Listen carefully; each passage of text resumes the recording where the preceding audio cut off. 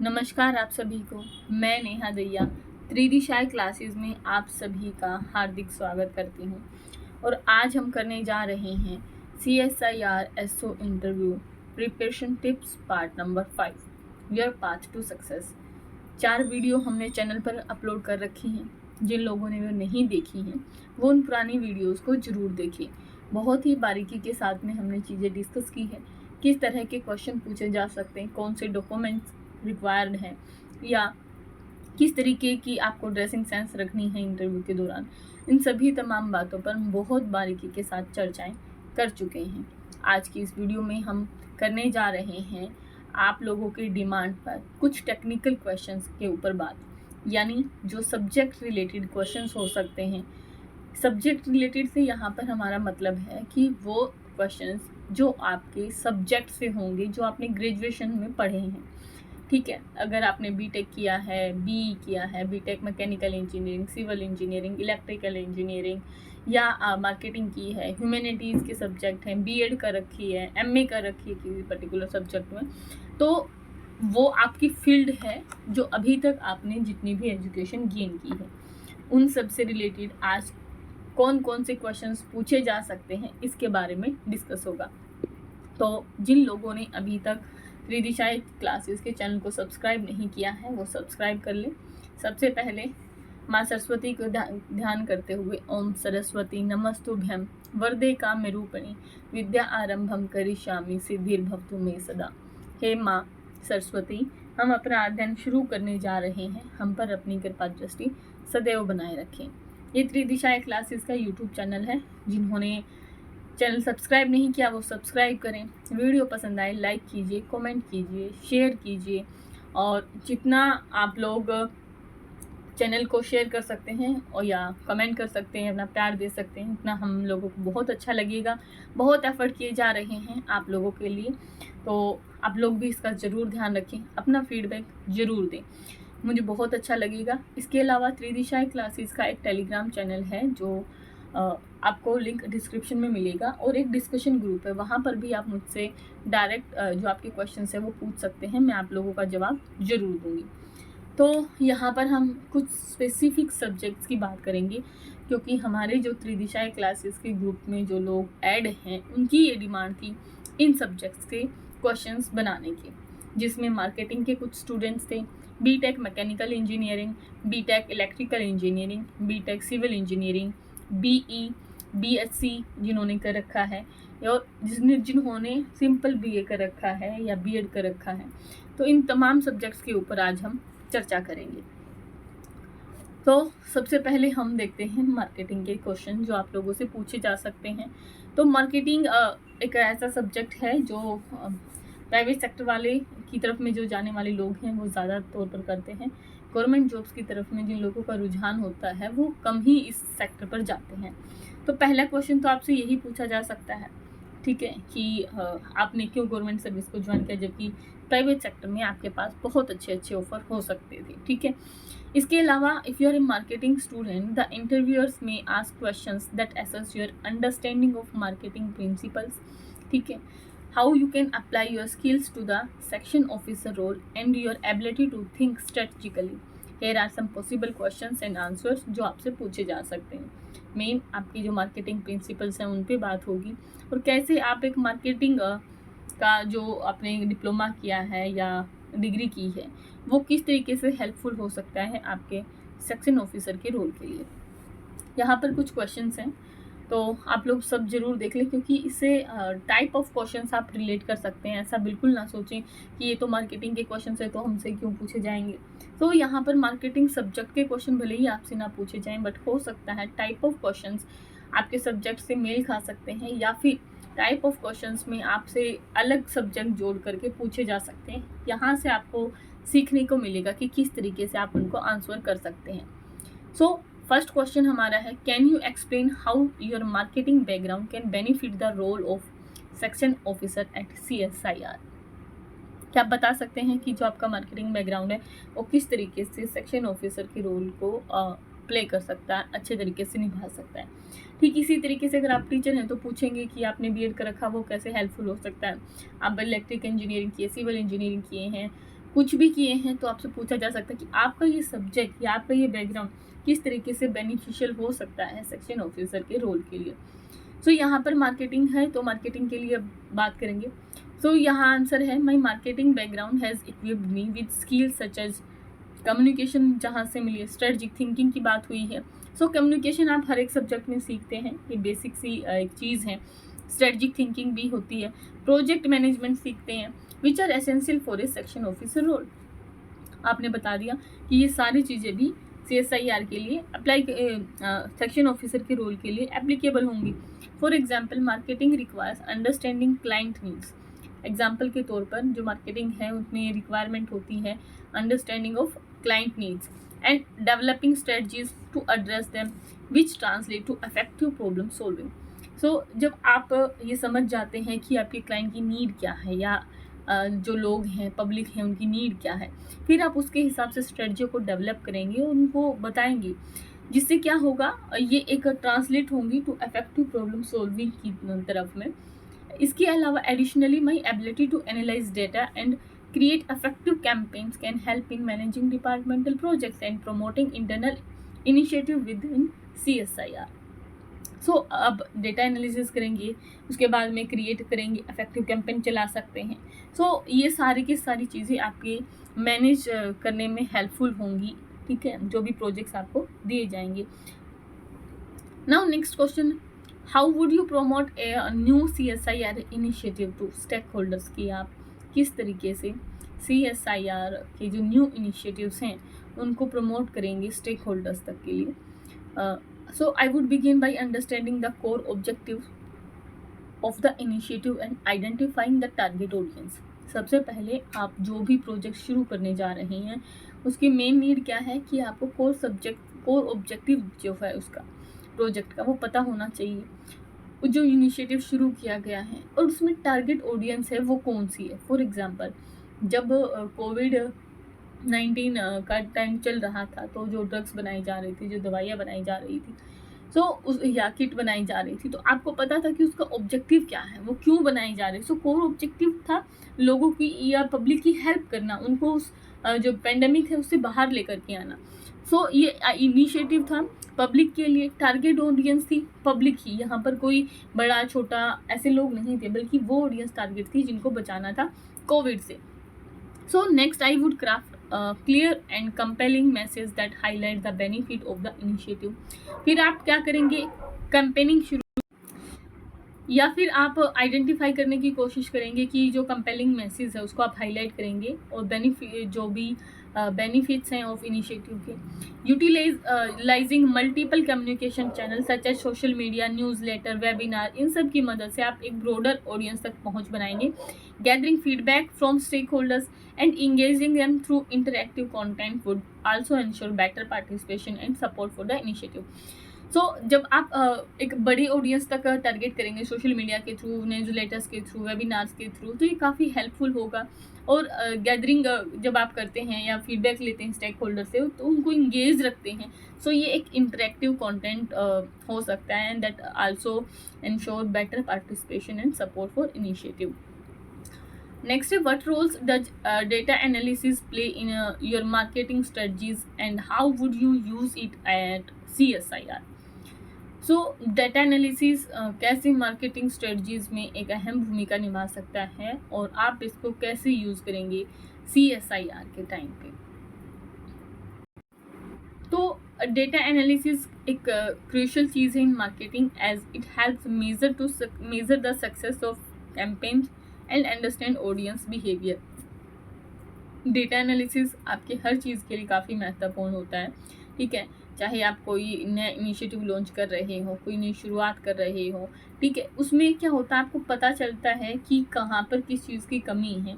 जैसे आप अपनी स्टडी से रिलेटेड भी डेटा एनालिसिस जब करते हैं या आपने कोई एग्ज़ाम दिया है, आप मॉक टेस्ट लगा रहे हैं, तो उसमें भी आप अपने डेटा का एनालिसिस करते हैं कि हाँ मेरा ये कोर सब्जेक्ट अच्छा जा रहा है या फिर ये मेरा इसमें कम है तो मुझे इसके ऊपर ज़्यादा प्रैक्टिस करने की ज़रूरत पड़ेगी।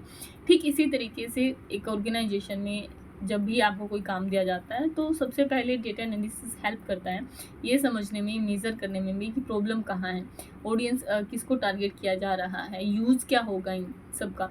तो जब आप ये सब चीज़ें हैंडल कर लेते हैं तो ये आपकी हेल्प करती हैं प्रोजेक्ट परफॉर्मेंस को सुधारने में, आइडेंटिफाइंग एरियाज फॉर इम्प्रूवमेंट और मेक डेटा ड्राइवन डिसीजन। और फिर डेटा के हिसाब से जहाँ पर भी ज़रूरत होती है, जो जहाँ नीडफुल थिंग्स आपको दिखें, वहाँ पर आप इन सब चीज़ों को यूज़ कर सकते हो। This could involve analyzing research data to find patterns और using employee feedback to optimize internal projects. ठीक है, सो ये हेल्पफुल हो सकते हैं इन्वॉल्व करने में। जो रिसर्च डेटा आपने यूज़ किया है तो आपको पैटर्न का कुछ पता चल जाएगा या फिर एम्प्लॉयज़ का फीडबैक मिल जाएगा और उससे आप हेल्प कर सकते हैं जो भी आपको प्रोजेक्ट मिले हैं उनको बहुत अच्छे तरीके से परफॉर्म करने के लिए। So how would you use your marketing skills to improve internal communication within CSIR? अगर आप मार्केटिंग स्किल सीख करके आए हैं तो आप कैसे इसके लिए हेल्पफुल हो सकते हैं कि to improve internal communication within CSIR। So effective अगर इंटरनल कम्युनिकेशन होगा तो वो इन्हेंस किया जा सकता है किस तरीके से? By creating a structured communication plan. जब आप एक स्ट्रक्चर्ड प्लान है आपके पास में तो आप इफेक्टिवली कम्युनिकेशन को बिल्ड कर सकते हैं अच्छे तरीके से। I would implement regular updates through internal newsletters, organize workshop, and use digital platform for team collaboration. Marketing techniques like audience segmentations can help tailor message to different departments, ensuring that the communication is clear and relevant. तो आप इस तरीके से चला सकते हैं चीज़ें ताकि आपकी जो एक टीम है उस टीम के अंदर कम्युनिकेशन को बेहतर तरीके से बनाया जा सके, जहाँ पर आप रेगुलर अपडेट्स ले सकते हैं इंटरनल न्यूज़लेटर्स की वजह से, वर्कशॉप के जरिए, या फिर कोई डिजिटल प्लेटफॉर्म बना सकते हैं जहाँ पर आपकी टीम इकट्ठी होकर के कोई काम करे। आप मार्केटिंग की टेक्निक यूज़ कर सकते हैं लाइक ऑडियंस सेगमेंटेशन। सो ये सब चीज़ें जो हैं वो हेल्पफुल हो सकती हैं आप लोगों के लिए, जहाँ पर आपका कम्युनिकेशन बहुत ही क्लियर रहे और रेलिवेंट रहेगा। नेक्स्ट है how would you handle a situation where a new project needs funding but the budget is tight. और ये क्वेश्चन आपसे हर किसी इसमें पूछा जा सकता है, चाहे आप इकोनॉमिक्स के स्टूडेंट हैं, आप मार्केटिंग के स्टूडेंट हैं, आप इंजीनियरिंग के स्टूडेंट हैं। पूछा जा सकता है कि एक ऐसी सिचुएशन है जहाँ पे जो नया प्रोजेक्ट है उसको फंड की ज़रूरत है लेकिन बजट बहुत टाइट है, तो ऐसे में आप क्या करेंगे? ये हमने कल भी किया था, मतलब लास्ट जो हमारी वीडियो थी उसमें भी मैंने इसको एक्सप्लेन करने की कोशिश की थी कि सबसे पहले तो आपको एक्सप्लोर करनी है कॉस्ट इफेक्टिव सॉल्यूशंस की तरफ में, ताकि जो आपका बजट है प्रोजेक्ट्स के लिए उसी के अंदर काम आप कर सके, मैनेज कर सके चीज़ों को। लेकिन फिर भी अगर एडिशनल फंड नेसेसरी हो जाता है so I would create detailed proposal that outlines the benefit of the project including ROI projections to make a strong case for additional resources. Additionally, I would look into partnership opportunities की तरफ में देखेंगे, कोई grant मिल सकता है, कोई sponsor मिल सकता है, ताकि आपका जो प्रोजेक्ट है वो फाइनेंशियली उसको एक सपोर्ट मिल सके। नेक्स्ट इसके बाद में हम देखते हैं can you explain a marketing campaign you have led and how it can relate to the section officer role. तो अगर आपने किया है कोई ऐसा मार्केटिंग कैंपेन तो आप बता सकते हैं इजीली। और ये क्वेश्चन अगर आप इंजीनियरिंग के स्टूडेंट तब पूछा जाएगा कि अगर क्या आपने कुछ ऐसा प्लान किया है या ऐसा काम आपने किया है, कोई प्रोजेक्ट किया, तो आप आराम से बता सकते हैं अगर आपने किया है तो। सो मार्केटिंग रिलेटेड क्वेश्चन चाहिए तो during my study I led a digital marketing, अभी हाल में चल भी रहा है, कैंपेन चलाया था for local business to increase brand awareness. I developed the content strategy, analyzed the results, and adjusted the approach accordingly. The same skills can be applied to the section officer role in planning departmental initiatives like managing projects, communicating effectively with stakeholders to achieve set goals. तो आपने past में या आपने graduation के time पे आपने किया है ऐसा कि डिजिटल मार्केटिंग के लिए कैंपेन चलाया था आपने, ताकि जो लोकल बिजनेस है उसको बढ़ावा मिल सके, उसके बारे में अवेयरनेस फैल सके। इसके लिए आपने कंटेंट स्ट्रेटजी बनाई, डाटा को एनालिसिस किया, रिजल्ट को एनालिसिस किया और फिर उसी के अकॉर्डिंग आपने अप्रोच सेट किया। ठीक इसी तरीके से सेक्शन ऑफिसर के रोल को प्ले करते हुए आप प्लान कर सकते हैं डिपार्टमेंटल इनिशिएटिव्स, मैनेज कर सकते हैं प्रोजेक्ट्स को, कम्युनिकेट कर सकते हैं इफेक्टिवली जो भी स्टेक होल्डर्स हैं उनके साथ में, ताकि आप गोल्स को अचीव कर सकें। नेक्स्ट है how would you apply for knowledge of marketing research improve process at CSIR। So market research skills अगर हैं तो आप उनको अप्लाई कर सकते हैं अलग अलग डिपार्टमेंट की नीड के हिसाब से भी। लाइक आप सर्वे कर सकते हैं इंटरव्यूज़ के जरिए या फोकस ग्रुप डिस्कशन कर सकते हैं। I could gather insight into what improvements are needed, फिर आप देखेंगे कौन कौन से सुधारों की ज़रूरत है। एनालाइजिंग करेंगे डेटा को, that help you optimizing process and ensuring better alignment with the organization goals. So next है mechanical engineering related questions for CSIR यानी सेक्शन ऑफिसर इंटरव्यू के लिए। यहाँ पर मैं एक चीज़ क्लियर कर देती हूँ आप लोगों को, मेरा बैकग्राउंड इंजीनियरिंग बैकग्राउंड नहीं रहा है। सो ये क्वेश्चंस मैंने उन लोगों से कलेक्ट किए हैं जो इंजीनियरिंग बैकग्राउंड से रहे हैं, इसीलिए थोड़ा टाइम भी लग गया आपकी ये सब्जेक्ट रिलेटेड वीडियो बनाने में। स्टिल मैंने बहुत अच्छे तरीके से इस चीज़ को प्रिपेयर करने की कोशिश की है, बट फिर भी अगर कुछ चीज़ें आप लोगों की समझ से बाहर रहें या आप लोगों को लगे कि नहीं ऐसा नहीं हो सकता है, तो आप उस चीज़ को इम्प्रूव करने की कोशिश कीजिए। लेकिन मैं यहाँ पर क्लियर कर देती हूँ, मैंने उन लोगों से यहाँ पर हेल्प ली है जिन लोगों ने UPSC इंटरव्यू फेस किया है with their engineering subjects like mechanical engineering, civil engineering and electrical engineers. So let's start. How can your mechanical engineering background be useful for the role of a section officer role at CSIR? So अगर आपका engineering background है तो ये कैसे helpful हो सकता है as मैंने आप लोगों को पहले भी बताया मार्केटिंग के रोल के लिए। तो पहला क्वेश्चन यही हो सकता है। सो अगर आपने मैकेनिकल इंजीनियरिंग किया है तो इसने मुझे सिखाया प्रॉब्लम सोल्व कैसे कर सकते हैं, प्रोजेक्ट मैनेजमेंट कैसे हो सकता है, टेक्निकल एनालिसिस कैसे हो सकता है। सो this skills can help me manage project efficiently, streamline process and effectively coordinate between different departments. Additionally, I am familiar with technical terminologies and concepts which will allow me to support research and development teams at CSIR more effectively. ठीक है, क्योंकि आपने mechanical engineering किया है तो mechanical engineering में मुझे सिखाया गया प्रॉब्लम सोल्व करना, प्रोजेक्ट मैनेजमेंट करना, टेक्निकल एनालिसिस करना, इन सभी स्किल्स के जरिए मुझे मदद मिली या ये हेल्प कर सकती हैं किसी भी प्रोजेक्ट को एफिशिएंटली करने के लिए, स्ट्रीमलाइन प्रोसेस को पूरा करने के लिए और इफेक्टिवली कोऑर्डिनेट कर सकें आप अलग अलग डिपार्टमेंट के साथ में। इसके अलावा जो टेक्नोलॉजीज टर्मिनोलॉजी है या कॉन्सेप्ट है आप उनसे भी जुड़े हुए रहे हैं, तो ये कहीं ना कहीं CSIR की जो रिसर्च एंड डेवलपमेंट टीम है उसमें भी आप उनको सपोर्ट कर सकते हैं। नेक्स्ट है mechanical engineering involves precision and accuracy. How would you apply these principle in an administrative role at CSIR? कि कैसे एक बहुत महत्वपूर्ण रोल होता है प्रिसीजन एंड एक्यूरेसी का मैकेनिकल इंजीनियरिंग में। सो यहाँ से क्वेश्चन ये भी हो सकता है कि कैसे रोल प्ले करती हैं। यहाँ पे तो ये है कि इनका रोल होता है, ठीक है, और इनका जो प्रिंसिपल्स होते हैं वो कैसे आप एडमिनिस्ट्रेटिव रोल में अप्लाई कर सकते हैं, ठीक है।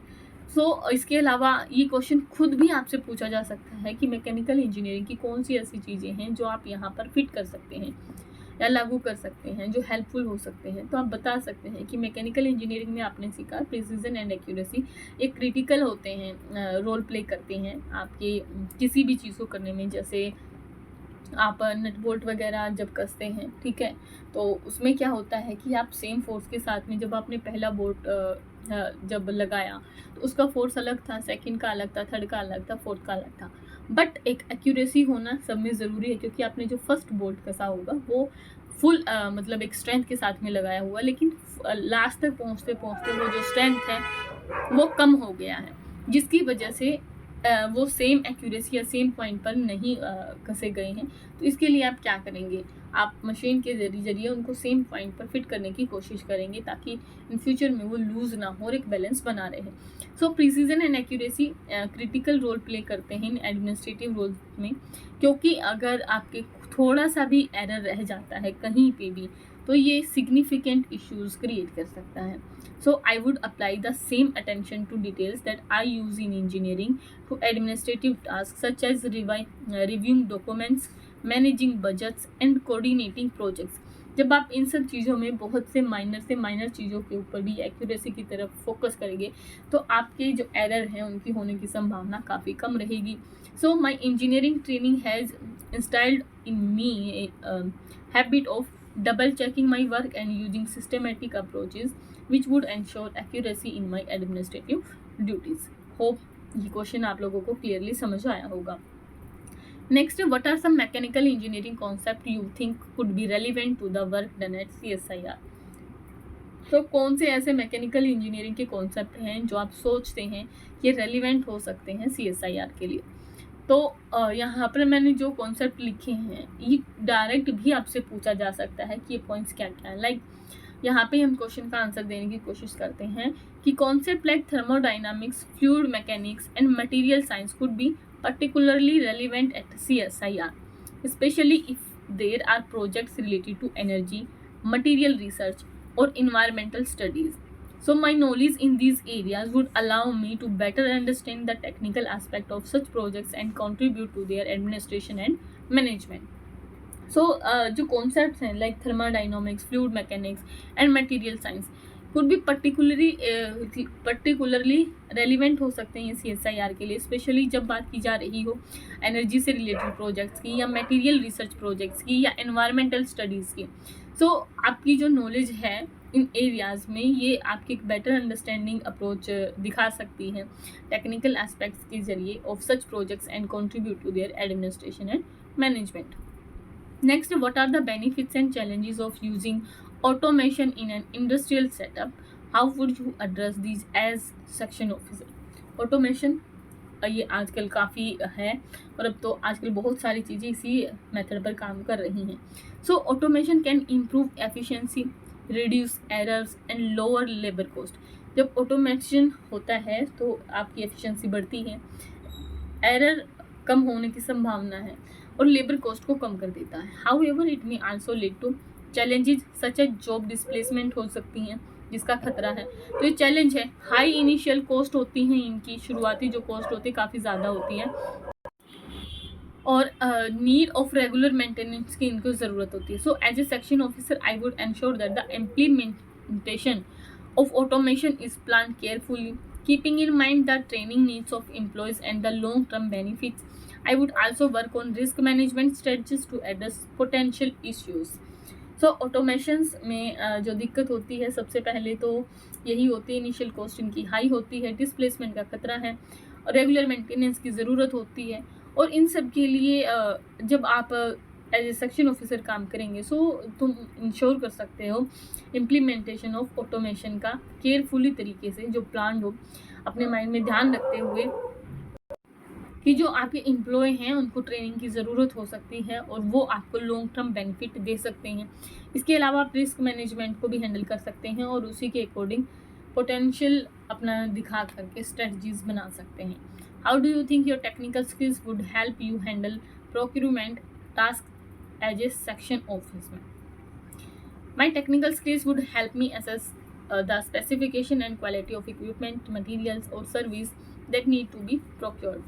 I can understand detailed technical requirement which would be beneficial in making informed procurement decisions.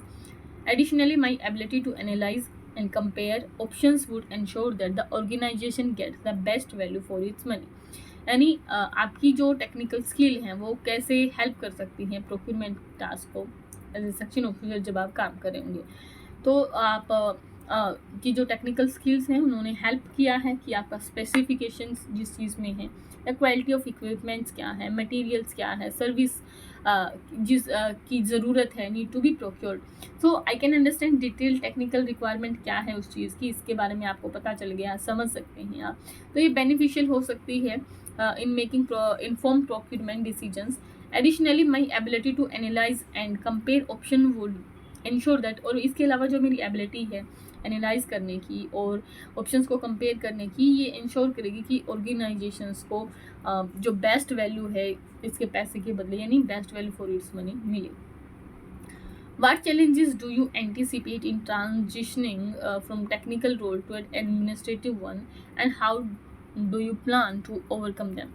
कि कौन से ऐसे चैलेंजेस हो सकते हैं जो आप देखते हैं कि आप टेक्निकल रोल से जब एक एडमिनिस्ट्रेशन रोल में आएंगे तो आपको झेलने पड़ सकते हैं और कैसे आप उन चीज़ों से ओवरकम होंगे। So transitioning from a technical role to an administrative one may be involve learning new skills such as managing budgets, handling paperwork, and coordinating large terms To overcome these challenges, I would invest time in understanding administrative procedures and seek guidance from experienced colleagues. My adaptability and willingness to learn will help me make this transition smoothly. Transitioning from, जब आप technical role से एक administrative role की तरफ में आ रहे हैं जिसमें आपकी न्यू स्किल लर्न करने की चीज़ें शामिल हो सकती हैं, मैनेजिंग बजट, पेपर वर्क को हैंडल करना, कोऑर्डिनेट करना लार्ज टीम के साथ में, और इन सब जो चैलेंजेस हैं इनको ओवरकम करने के लिए, इनको काबू पाने के लिए आप क्या कर सकते हैं, आप टाइम इन्वेस्ट करेंगे अंडरस्टैंडिंग में एडमिनिस्ट्रेटिव प्रोसीजर्स के लिए, गाइडेंस मांगेंगे अपने एक्सपीरियंस जो कलीग्स हैं उनसे, आपकी जो अडेप्टेबिलिटी है और विलिंगनेस है टू लर्न, ये हेल्प करेगी कि आपका जो ट्रांजिशन है वो स्मूथली हो सके। सो ये आंसर आप किसी भी फील्ड से हैं आप तब भी दे सकते हैं कि आप इस रोल से, आप टीचर के रोल से यहाँ जा रहे हैं, आप इंजीनियरिंग के रोल से इधर जा रहे हैं, आप डॉक्टर के रोल से यहाँ जा रहे हैं। So transitioning from that role to an administrative role, इसमें बहुत सारी नई स्किल्स शामिल हो सकती हैं। मैनेजिंग बजट हो सकता है, पेपर वर्क को हैंडल करना हो सकता है, टीम के साथ कोऑर्डिनेट करना हो सकता है। सो इन सब चैलेंजेस के ओवरकम करने के लिए आप क्या करेंगे, तो आप क्या करेंगे, आपकी टाइम देंगे उन चीज़ों को समझने के लिए, गाइडेंस मांगेंगे अपने एक्सपीरियंस स्टाफ से, अपने कलीग से, ठीक है, समझने का प्रयास करेंगे कि क्या क्या चीज़ें हो रही हैं, और उसके लिए आपको अडेप्टेबिलिटी आपकी होनी चाहिए और सीखने की एक विलिंगनेस, एक इच्छा होनी ज़रूरी है, जिसकी वजह से आप इन कोई भी ट्रांजिशंस को स्मूथली कर सकते हैं। सो नेक्स्ट है आपका, if you are a BTech student in electrical engineering, तब आपसे कौन से क्वेश्चन पूछे जा सकते हैं। यहाँ पर जो आपसे मैक्सिमम क्वेश्चन पूछे जा सकते हैं वो पावर जनरेशन पे क्वेश्चन पूछे जा सकते हैं, ठीक है, एनर्जी पे क्वेश्चन पूछे जा सकते हैं। So can you explain the basic concept of power generation and how it can be managed efficiently. So power generation involve, इसमें कौन कौन सी चीज़ें होती हैं, converting different forms of energy like thermal, hydro and solar into electrical energy को। Efficient management includes optimizing the generation process, reducing losses, and ensuring a balance between supply and demand. This can be achieved by using smart grids, energy storage solutions, and adopting renewable energy resources. Renewable energy resources से आपसे question पूछे जा सकते हैं, आप electric vehicle से question पूछे जा सकते हैं, ठीक है। सो बेसिकली आपके जो क्वेश्चंस हो सकते हैं वो पावर जनरेशन के रिगार्डिंग हो सकते हैं या रिन्यूएबल एनर्जी के रिगार्डिंग क्वेश्चंस पूछे जा सकते हैं, जिनका आपको बहुत स्मूथली आंसर देना है कि कैसे पावर जनरेशन में इन्वॉल्व होती हैं चीज़ें जो कन्वर्ट करती हैं डिफरेंट फॉर्म्स ऑफ एनर्जी को इलेक्ट्रिकल एनर्जी में। सो एफिशिएंट मैनेजमेंट उसका होना चाहिए, और जिसकी वजह से ऑप्टिमाइजिंग द जनरेशन प्रोसेस, जिसमें लॉस कम हो और एक बैलेंस होना चाहिए सप्लाई और डिमांड के साथ में। तो आप इस तरीके से अचीव कर सकते हैं smart grid, energy storage solutions, और इसके अलावा रिन्यूएबल एनर्जी को अडॉप्ट कर सकते हैं। What is the importance of electrical safety in research labs and how it can be ensured. What is the importance of electrical safety in research labs and how can it be ensured? जो electrical safety है उसका research lab में क्या use है या कैसे helpful हो सकता है, how can it be insured, और कैसे आपको ये सुनिश्चित करना है कि इलेक्ट्रिक सेफ्टी बनी रहे। तो सबसे पहले इलेक्ट्रिकल सेफ्टी क्रूशियल होता है किस चीज़ के लिए, ताकि प्रिवेंट किया जा सके एक्सीडेंट को, और ये इंश्योर किया जा सके कि जो व्यक्ति हैं या पर्सोनल हैं या इक्विपमेंट है उनकी सेफ्टी बनी रहे। इसके लिए आप क्या कर सकते हैं, प्रॉपर इंसुलेशन को देखेंगे, आप ग्राउंडिंग करेंगे, सर्किट ब्रेकर्स को देखेंगे एंड रेगुलर मेंटेनेंस चेक करेंगे। It is also important to have protocols for handling electrical equipment safely. Protocols भी होने चाहिए ताकि आप इलेक्ट्रिकल इक्विपमेंट को सेफली हैंडल कर सके, स्पेशली जब आपकी बात हो रही है रिसर्च इन्वायरमेंट में जहाँ पर बहुत सारे इलेक्ट्रिकल डिवाइसेस यूज़ होती हैं जो एक दूसरे के साथ में कनेक्टेड रहती है। सो वहाँ पर बहुत ज़्यादा ज़रूरी हो जाती है electrical safety. How does your understanding of electrical systems can help in managing projects at CSIR?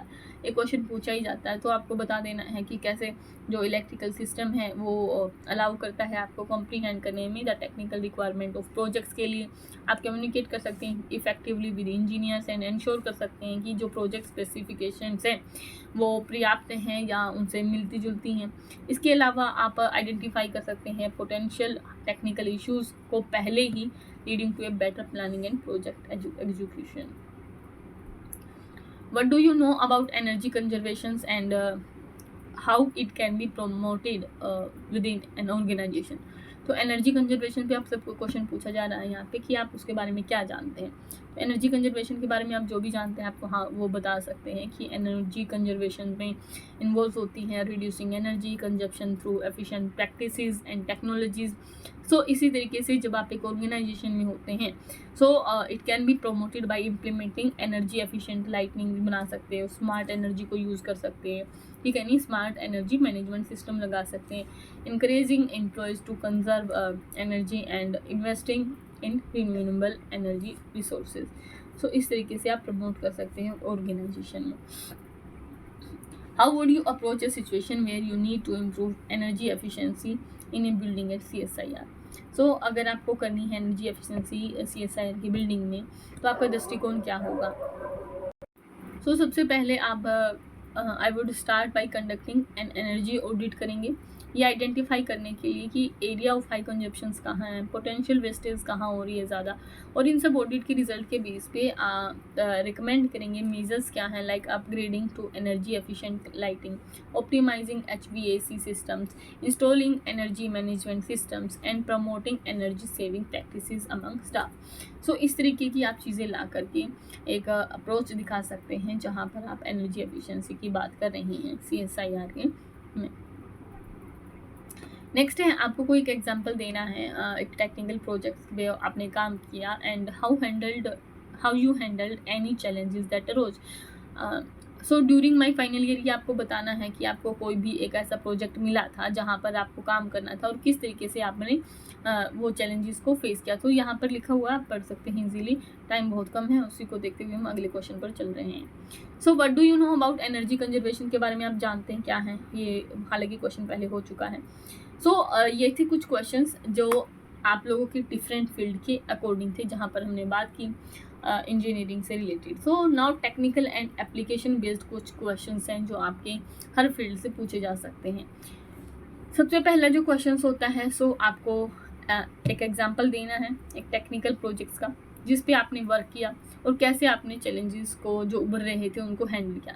तो सबसे पहले आपने बताना है कि कैसे आपने एक energy efficient motor control system बनाया या कुछ भी आपने बनाया. वन ऑफ द चैलेंज उसके लिए था हीट डिसिपेशन को कंट्रोल करना which could affect performance and I research different cooling method and implemented a more effective heat sink which resolve the issue and improve the system's efficiency. यहाँ पर मैंने एक example लिखा है आंसर के लिए, लेकिन अगर ये क्वेश्चन आपसे पूछा जा रहा है तो आप अपनी फील्ड के हिसाब से आंसर दीजिए कि अगर आप इलेक्ट्रिकल के हैं तो इलेक्ट्रिक के अकॉर्डिंग, मैकेनिकल के हैं तो मैकेनिकल के, सिविल के हैं तो सिविल इंजीनियरिंग के, कंप्यूटर साइड से तो कंप्यूटर वाले. तो जो भी आपका साइड है आप आंसर उस हिसाब से कीजिए, ठीक है. ये एक आंसर हर किसी के लिए लागू नहीं हो सकता है, बट आपने वहाँ पर ये चीज़ शो करने की कोशिश करनी है कि किस तरीके से आपने एफिशिएंटली उन चीज़ों को हैंडल किया, ठीक है. मेन वो बस यही देखना चाहते हैं कि आपने हैंडल कैसे किया उन चीज़ों को, केवल हैंडल नहीं करना है, उसके ऊपर एक वो होता है ना विजयी भव वाली भावना, तो वो विजयी भव वाली भावना ही आपको दिखानी है कि हाँ आपने सोल्व कर लिया था, ठीक है, वही आपको यहाँ पर दिखाना है. सो एक्सप्लेन नेक्स्ट क्वेश्चन है explain situation where you had to work on a team project, जहाँ पर आपने एक टीम प्रोजेक्ट पर काम किया एंड आपने कैसे किसी टेक्निकल जो चीज़ें हैं उनको मैनेज किया एंड कोऑर्डिनेशन के जो एस्पेक्ट्स हैं वो क्या क्या हो सकते हैं. सो यहाँ पर भी आपको बताना है कि कैसे आपने एक सिस्टम पे काम किया था. यहाँ पे एक automation system, home automation system पे मैंने जिससे काम किया. So I was responsible for the electrical wiring and integration of different components के साथ में मैं कैसे काम किया आपने, ठीक है, रिस्पॉन्सिबल थे उनके लिए. और आपने कोऑर्डिनेट किया अपने टीम मेट से ये इंश्योर करने के लिए कि all the parts work together seamlessly, that we adhered to the project timeline. We held regular meetings to track progress and resolve my technical issue as a team.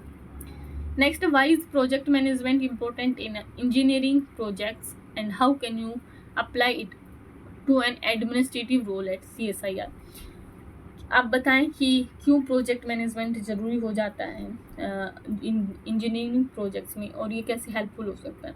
तो simple सी बात है कि जब आप कोई प्रोजेक्ट को मैनेजमेंट कर रहे होते हैं तो आपके अंदर सबसे पहली बात ये होती है कि प्रोजेक्ट को विद इन टाइम आपको पूरा करना है, विद इन बजट रखना है, और जो भी आपकी स्टैंडर्ड रिक्वायरमेंट होती है उसके अकॉर्डिंग काम करता है।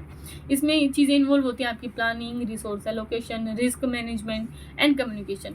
यही सब चीज़ें एडमिनिस्ट्रेटिव रोल में भी काम करती हैं कि आप प्रोजेक्ट मैनेजमेंट कर सकते हैं। Skills to coordinate task, manage resources and facilitate collaboration between departments.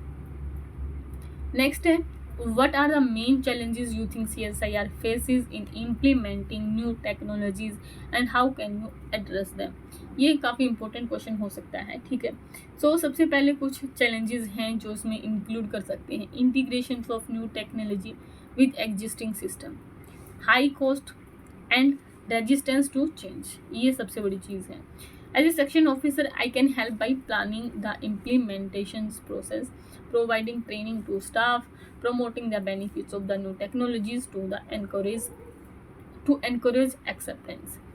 ठीक है, आप इस तरीके से सॉल्यूशंस यहाँ पे दे सकते हैं कि आप कैसे प्लानिंग कर सकते हैं, या planning the implementation process, provide करेंगे ट्रेनिंग स्टाफ को देने के लिए, एंड प्रोमोट करेंगे जो भी बेनिफिट्स हैं न्यू टेक्नोलॉजी के, इंकरेज करेंगे लोगों को। तो ये हेल्पफुल हो सकता है कि आप जो नई टेक्नोलॉजी है उनको इम्प्लीमेंट कर सकें।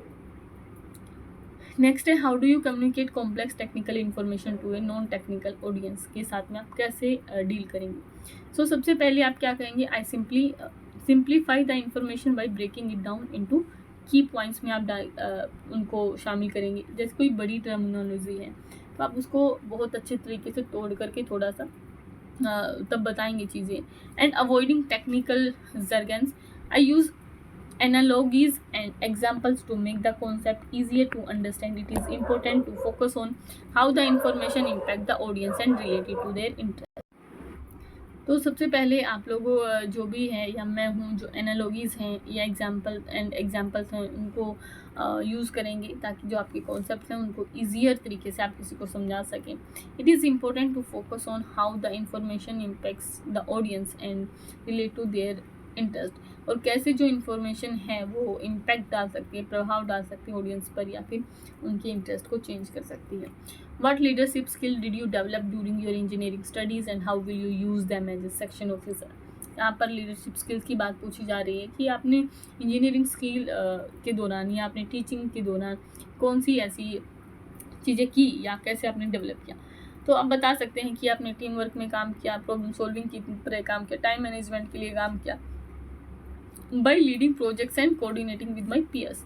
एज ए सेक्शन ऑफिसर मैं इन सभी स्किल्स को यूज़ करूँगा to lead teams, manage task and ensure smooth communication between departments.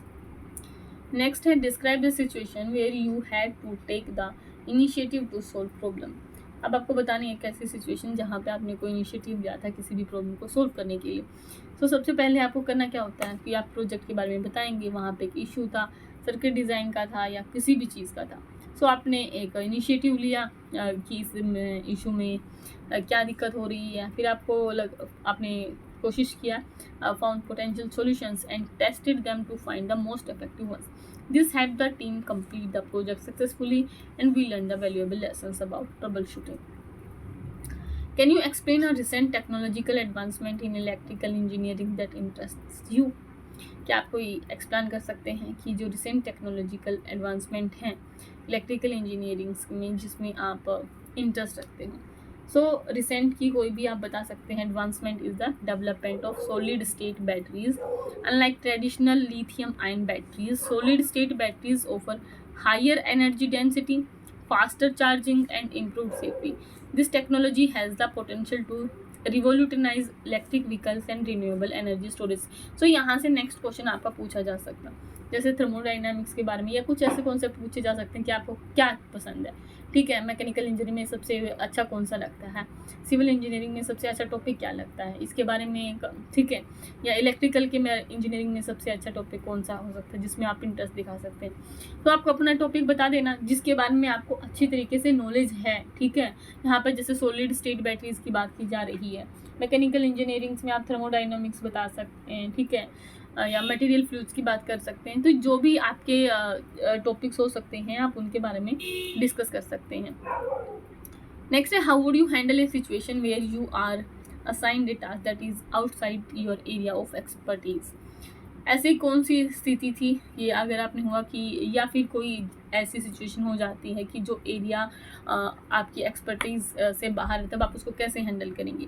तो सबसे पहले आप क्या कर सकते हैं ऐसे के लिए क्वेश्चंस के लिए कि सबसे पहले आपको क्या करना है कि मैं इंफॉर्मेशन को इकट्ठा करने की कोशिश करूँगा, फिर मैं अपनी खुद की रिसर्च करूँगा ये अंडरस्टैंड करने के लिए कि इस काम का बेसिक क्या है। अगर ज़रूरत पड़ी तो अपने कलीग से कंसल्ट करूँगा। ये एक टीम भावना को दिखाता है। Who have experience in that area, जिसके पास में उस एरिया का एक्सपीरियंस होगा, उनसे हेल्प मांगूंगा, गाइडेंस मांगूंगा। मेरा जो गोल होगा वो ये होगा would be to learn quickly, ताकि मैं जल्दी से जल्दी सीख सकूं और डिलीवर कर सकूं बेस्ट पॉसिबल रिजल्ट्स को। Showing adaptability and willingness to grow, यहाँ पर आपको यही दिखाना है कि आप किसी भी चीज़ को सीखने की जो क्षमता है या इच्छा है वो कितनी ज़्यादा है। ठीक है, तो आप सबसे पहले अपने आप कुछ रिसर्च करने की कोशिश करेंगे, ज़रूरत पड़ी तो अपने टीम मेंबर्स की हेल्प लेंगे, कलीग्स की हेल्प लेंगे, सीनियर्स की हेल्प लेंगे। इससे आपकी टीम मैनेजमेंट की भावना को बल मिलेगा। ठीक है, नेक्स्ट है, how do you prioritise task when you have multiple deadlines. जब आपके पास में एक मल्टीपल डेडलाइंस हैं तो आप कैसे टास्क को प्रायोरिटाइज करेंगे। तो आप क्या कर सकते हैं, अर्जेंसी के बेस में या इंपॉर्टेंस के बेस में आप स्केड्यूल कर सकते हैं। फिर उसी के अकॉर्डिंग आप सेट करेंगे माइलस्टोन और अपनी प्रोग्रेस को देखेंगे। जो टास्क जितना अर्जेंसी के साथ कंप्लीट करना है वो आपको उसी मैनर में उस टास्क के लिए काम करना है, ताकि आप जो भी डेडलाइन है उनसे एफिशिएंटली मेट कर सकें in managing time effectively. Next यहाँ पर जो कुछ क्वेश्चंस हैं वो हैं ह्यूमैनिटीज सब्जेक्ट से रिलेटेड क्वेश्चंस जो CSIR में पूछे जा सकते हैं। मैंने डिस्कशन ग्रुप में पूछा था किसी का ह्यूमैनिटीज बैकग्राउंड है, तो लोगों ने रिप्लाई नहीं किए थे। हालांकि मैं जानती हूँ कुछ लोगों का ह्यूमैनिटीज बैकग्राउंड भी है जिन्होंने मुझे पर्सनल मैसेज किए हैं पहले से ही। सो ये टाइप यहाँ से उनके लिए भी है और ये क्वेश्चंस नॉर्मल भी आपसे पूछे जा सकते हैं कि जैसे यहाँ पर पहला क्वेश्चन है, how can your background in humanities benefit your role as a section officer at CSIR। जैसे हमने इंजीनियरिंग की बात की, मार्केटिंग की बात की, ठीक इसी तरीके से पूछा जा सकता है कि कैसे आपका ह्यूमैनिटीज बैकग्राउंड हेल्पफुल हो सकता है CSIR में सेक्शन ऑफिसर के रोल के लिए। तो सबसे पहले आपको बताना है कि जो आपका बैकग्राउंड है उसने आपको हेल्प किया है डेवलप करने में strong communication skills, empathy and understanding of diverse perspectives. These skills are essential for effective administration, team coordination and conflict resolution। तो आपको बताना है कि कैसे जो आपका ह्यूमैनिटीज़ बैकग्राउंड है, यानी आर्ट बैकग्राउंड है, हिस्ट्री, ज्योग्राफी, पॉलिटिकल, इकोनॉमिक जो भी आपने पढ़ा है उसने हेल्प किया कि आप डेवलप कर सकें, आप अपने अंदर एक स्ट्रॉन्ग कम्युनिकेशन जो स्किल है उसको उभार सकें या डेवलप कर सकें। एम्पैथी की भावना सिखाई। सिंपैथी और एम्पैथी दो चीज़ें होती हैं। ठीक है, तो एम्पैथी की बात तब होती है जब हम किसी की साथ में भावनाओं को सच में महसूस कर रहे होते हैं, और सिंपैथी केवल शो ऑफ होता है, या मतलब होता है कि हाँ उसको दुख हुआ है बट उसको महसूस नहीं कर पाते। एम्पैथी में वही चीज़ें जब आप महसूस करने लग जाते हो तो वो एम्पैथी हो जाती है। And understanding of diverse perspective, और इसके अलावा हमने सीखा कि अलग किसी भी चीज़ के जो पर्सपेक्टिव होते हैं, दृष्टिकोण हो सकते हैं, वो अलग अलग हो सकते हैं, कितने डाइवर्स हो सकते हैं। So this skills are essential, और ये बहुत ज़रूरी है इफेक्टिव एडमिनिस्ट्रेशन के लिए, टीम कोऑर्डिनेशन के लिए। क्योंकि टीम कोऑर्डिनेशन में आपको क्या करना होता है, आप अलग अलग लोगों के जो दृष्टिकोण हैं, उनकी जो अप्रोचेज़ हैं, उनके पर्सपेक्टिव हैं, उनको समझने का प्रयास करते हैं।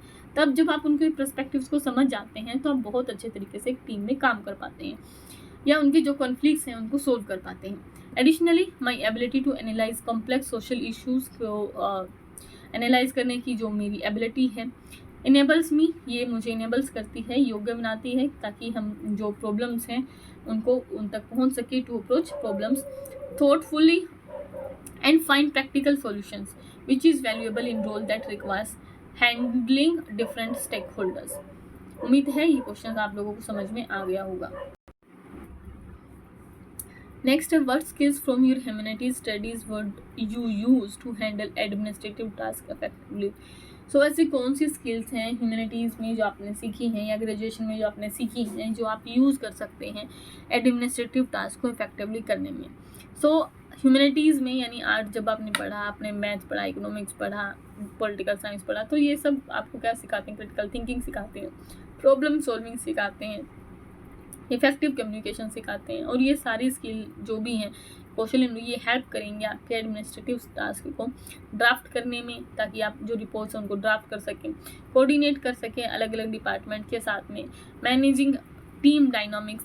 Additionally my ability to understand and analyse human behaviour को जो आपकी जो एबिलिटी अंडरस्टैंड करने की, ये सब चीज़ें आपको अलाउ करेंगी to create a positive and productive work environment, ताकि आप एक ऐसा वर्क इन्वायरमेंट बना सकें जो पॉजिटिव और प्रोडक्टिव हो। नेक्स्ट है humanities involve understanding culture and society, how can this knowledge be useful in a research organisation like CSIR। आप जानते हैं कि ह्यूमैनिटीज़ में इन्वॉल्व होती हैं, शामिल होती हैं कल्चर की और सोसाइटी की समझ ज़्यादा तौर पर। सो आप कैसे उस नॉलेज को यूज़ करेंगे या वो यूज़फुल हो सकती है CSIR जैसे एक रिसर्च ऑर्गेनाइजेशन में। So understanding culture and society, ये आप हेल्पफुल हो सकते हैं किसमें, in fostering a diverse and inclusive work environment at CSIR। क्योंकि जब आप डिफरेंट कल्चर्स की समझ आपके पास में होती है, सोसाइटी की बात में होती है, तो आप डिफरेंट लोगों की जो पर्सपेक्टिव है उसको समझ सकते हैं। तो ये हेल्पफुल हो सकती है आपकी टीम के लिए या आपके वर्क इन्वायरमेंट को अच्छे तरीके से इंक्लूसिव बनाने में।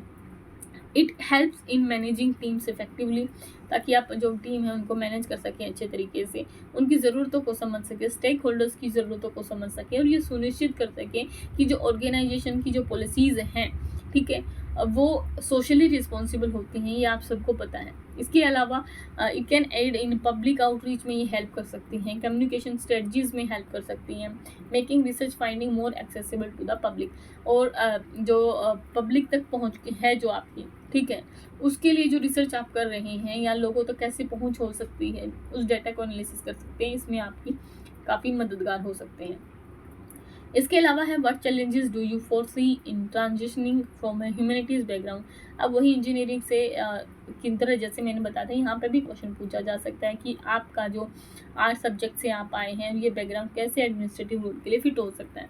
सो वन चैलेंज आपका हो सकता है adapting to the technical aspects of administrative task such as using specific software और managing financial data. One challenge ये आपके लिए हो सकता है कि आप आर्ट बैकग्राउंड से आए हैं और कोई स्पेसिफिक सॉफ्टवेयर आपको यूज़ करना है या फिर फाइनेंशियल डाटा को आपको मैनेज करना है, तो वो दिक्कत हो सकती है आपके लिए। इन सब से ओवरकम करने के लिए I would take training sessions लेंगे, हम हेल्प लेंगे कलीग से, वही बात है, यूटिलाइज करेंगे ऑनलाइन रिसोर्सेज को, ताकि आप अपनी टेक्निकल स्किल्स को सुधार सकें। आपकी अडेप्टेबिलिटी होनी चाहिए, एगरनेस होनी चाहिए सीखने के लिए, ठीक है। ये सब चीज़ें आपकी हेल्प करेंगी ताकि जो आपके गैप हैं उनको फुलफिल कर सकें। Help me breezes any gap. इसके बाद में नेक्स्ट क्वेश्चन है, how would you manage a team that consists of people from different background and with varying opinion। कैसे आप मैनेज करेंगे टीम के साथ में जहाँ पर जो लोग हैं वो अलग अलग बैकग्राउंड से आते हैं और उनके अपने अपने अलग अलग ओपिनियंस हैं। सो सबसे पहले आप क्या करेंगे, इसका आंसर ऐसे दे सकते हैं कि हम प्रमोट करेंगे ओपन एंड इंक्लूसिव इन्वायरमेंट, जहाँ पर हर कोई कंफर्टेबल महसूस कर सके, अपने आइडियाज़ को एक्सप्रेस कर सकें, बाय लिसनिंग एक्टिवली, जहाँ पर बहुत ध्यान से लोग सुन सकें, and respecting different perspective. I would work to find common ground and encourage collaboration. My goal would be to build trust within the team, ensuring that everyone is motivated and aligned towards achieving the organization's objectives. So, सबसे पहले हम promote करेंगे एक ऐसा open and inclusive environment हो जहाँ पर हर कोई कंफर्टेबल फील कर सके और अपने विचार रख सके। हम सबको बहुत ही एक्टिवली सुनेंगे, ठीक है, उन सबकी जो पर्सपेक्टिव हैं अलग अलग, उनको रिस्पेक्ट करेंगे। इसके अलावा हम कुछ कॉमन ग्राउंड ढूंढेंगे या एनकरेज करेंगे कोलेब्रेशंस को, और हमारा जो गोल होगा, my goal would be to build trust within the team. Ensure करने की कोशिश करेंगे कि हर कोई मोटिवेट रहे एंड अलाइन रहे अपने गोल को या जो ऑर्गेनाइजेशन के ऑब्जेक्ट्स हैं उनको अचीव करने के लिए। इस तरीके से आप टीम को मैनेज कर सकते हैं जो डिफरेंट बैकग्राउंड से आते हैं। लास्ट क्वेश्चन है ये आज का, Why do you think critical thinking is important in an administrative role and how have you applied it in the past? So critical thinking कैसे helpful हो सकता है और कैसे आपने past में इसके लिए कुछ काम किया है। So critical thinking allows for effective problem solving, decision making, analysis which are vital for administration in my academic projects. I often had to analyze complex texts, identifying key arguments. I applied critical thinking to break down the information, assess its validity and present my findings coherently. Critical thinking हमेशा ये allow करती है कि आप जब आप सोचते हैं किसी भी चीज़ के positive negative points, pros cons, इन सब चीज़ों को, तो एक इफेक्टिवली प्रॉब्लम सॉल्विंग ये आपको मदद करती है, डिसीजन मेकिंग में हेल्प करती है, एनालिसिस करने में हेल्प करती है, जो किसी भी एडमिनिस्ट्रेशन के लिए बहुत ही वाइटल थिंग है. सो एकेडमिक प्रोजेक्ट्स में जैसे आपसे क्वेश्चन पूछा तो आप आंसर देंगे, in my academic projects I often had to analyse complex text, जहाँ पर मुझे जो कॉम्प्लेक्स टेक्स्ट थे उनको एनालाइज करना था और आइडेंटिफाई करने की कोशिश करनी थी जो की आर्ग्यूमेंट्स हैं. इसके अलावा आपने अप्लाई किया क्रिटिकल थिंकिंग को to break down the information, जो भी आपके पास सूचना होती है उसको तोड़ने की कोशिश करेंगे अगर समझ में नहीं आ रही है, फिर उसको एसेस करेंगे, इसकी वैलिडिटी क्या है, प्रेजेंट फाइंडिंग्स क्या है, इन सब चीज़ों को समझेंगे और this skill would be valuable in evaluating policies को इवेलुएट करने में मदद कर सकते हैं, मैनेजिंग प्रोजेक्ट्स में हेल्प करेगी आपकी, या सॉल्विंग एडमिनिस्ट्रेटिव इश्यूज जो चल रहे हैं उनमें आपकी हेल्प करेगी. सो ये थे आज के कुछ क्वेश्चंस. कुछ क्या, आज तो बहुत सारे क्वेश्चन डिस्कस कर लिए हैं, लगभग 1 घंटा होने को है आज की वीडियो में. उम्मीद है ये हार्डवर्क आप लोगों को अच्छा लगा होगा. ठीक है, मैं चाहूँगी कि आप सब लोग इसके लिए कुछ फीडबैक ज़रूर दें, क्योंकि बहुत मेहनत हुई है, मेरे पास कोई टीम नहीं है, मुझे अकेले सब काम करना पड़ता है, तो इसीलिए थोड़ा समय भी लग जाता है, क्योंकि इन चीज़ों को बहुत ही डिटेल में जा कर के मुझे एनालिसिस करना पड़ता है, लोगों से डिस्कस करना पड़ता है, ताकि मैं एक अच्छी चीज़ आप लोगों के सामने लेकर आ सकूं. उम्मीद है मेरा ये प्रयास आप लोगों के लिए मददगार साबित हुआ होगा और होगा भी आपके इंटरव्यू में. सो मिलते हैं अगले ऐसे ही किसी प्रोजेक्ट्स के साथ, ऐसे किसी सेशन के साथ. तब तक के लिए पढ़ते रहिए, आगे बढ़ते रहिए, अपना ख्याल रखिए. धन्यवाद.